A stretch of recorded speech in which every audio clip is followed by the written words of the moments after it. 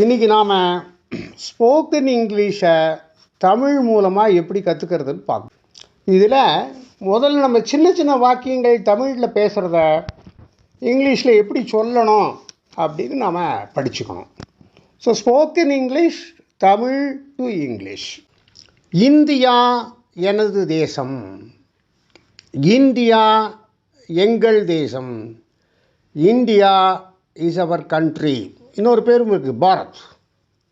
Bharat is our country, India is our country.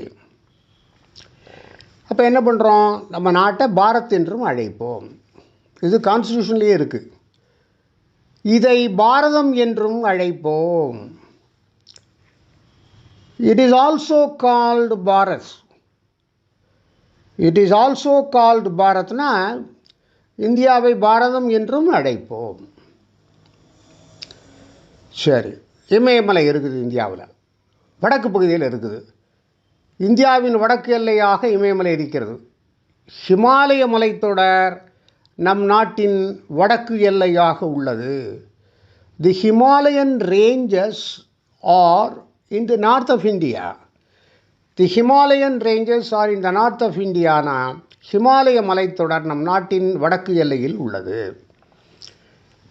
நாட்டின் தென்பகுதி கடலால் சூழப்பட்டுள்ளது. The southern part is surrounded by seas. தென்பகுதி கடலால் சூழப்பட்டுள்ளது.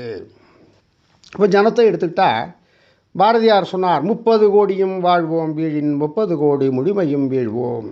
அது எப்போ? 100 வருஷத்துக்கு முன்னாடி. இப்போ இந்தியாவினுடைய ஜனத்தொகை 140 கோடி.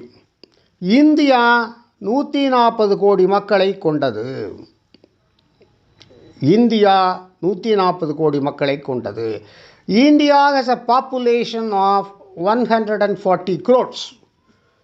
India has a population of 140 crores அப்படின்னா இந்தியா 140 கோடி ஜனத்தொகையை கொண்ட நாடு.